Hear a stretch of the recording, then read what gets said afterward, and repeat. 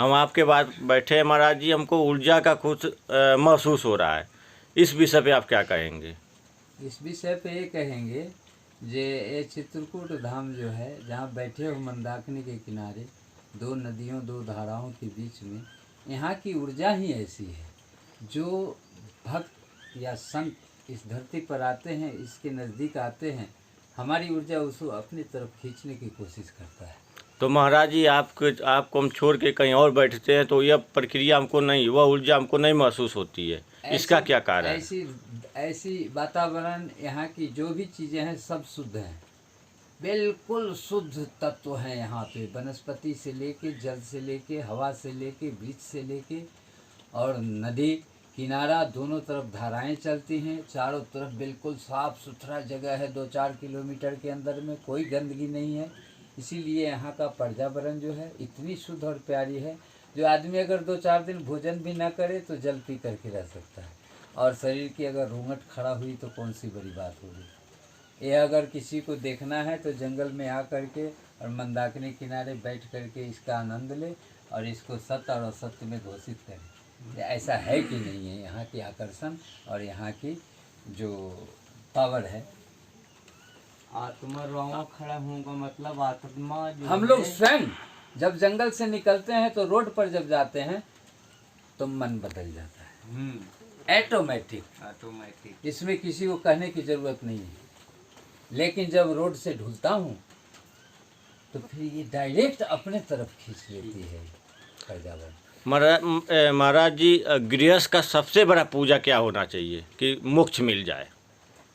गृहस्थ में सबसे बड़ी पूजा माता पिता की जो सेवा कर लिया उसको मोक्ष प्रदान भगवान कर देते हैं। तो महाराज जी कुछ प्रमाण है इसका कि हम मोक्ष हो गए हैं, माता पिता जी का सेवा करने वाले को मोक्ष मिल जाता है? नहीं हो गए हैं, साक्षात ठाकुर जी आकर के वहाँ पर वास किए हैं और अपना एक स्वरूप वहाँ पर रख दिए हैं, जिसका पहचान आज भी महाराष्ट्र में विठल भगवान के नाम से पूजे जाते हैं। यही है, माता पिता की सेवा से उनको उनके घर में पधारना पड़ा स्वयं। और विशेष उसमें कोई कहानी नहीं है, ये सच्ची कहानी है शास्त्र के अनुकूल। अभी स्थिति प्रेजेंट जो अभी चल रहा है इसके अनुकूल जिसको ऐसा देखना है या प्रमाण जा कर के वहाँ देख सकता है, दर्शन कर सकता है। दार्शनिक जगह है, जैसे हमारे बिहार में भोले बाबा है, बैजनाथ है, यूपी में अयोध्या जी हैं, मध्य प्रदेश में चित्रकूट है। तो कहने का मतलब ये सब दर्शन करने की युग है। ये सब सदा ही सत्य जगह है, सत्य धरती है। भगवान सही में यहाँ आए हैं और अपना सबको दर्शन दिए हैं मनुष्य रूप में। इसमें कोई कहानी नहीं है, यही कहानी है मेन। अब जिसको जितना कहानी पढ़ना है, जितना किताब पढ़ेगा उतने रंग की कहानी मिलेगी। महाराज जी, क्या हम अपने लड़के का सेवा करके मोक्ष मिल सकता है? लड़कों का, अपने लड़कों का सेवा करके मोक्ष प्राप्त कर सकते हैं? नहीं, लड़के की सेवा करके बाप मोक्ष प्राप्त नहीं कर सकता है। लड़के की सेवा करके बाप उससे मुक्ति पा सकता है। क्यों कि आजकल बहुत कम ही आज्ञाकारी पुत्र होते हैं, जो होते भी हैं तो श्रवण कुमार ही समझिए, और नहीं तो 100 में 100 तो हम देख रहे हैं यहीं से बैठे बैठे। कितने पुत्र अपने माता पिता के आज्ञाकारी होते हैं, वो हमको घर घर देखने की ज़रूरत नहीं पड़ रही। ये सब चीज़ दिखाई दे रहे हैं। आगे महाराज जी पिताजी का और लड़कों का संबंध कैसा रहेगा? बहुत अच्छा रहेगा। आगे पिताजी का और लड़के का इतना सुंदर संबंध रहेगा, जबकि उससे कोई तरह की जीवन में पिता लेन देन ना करे, उससे लोभ न रखे, क्योंकि सब कुछ तो उसी ने किया है, तो उसको काहे की लोभ है। अब ये देखना है जो पुत्र हमारे साथ क्या करता है।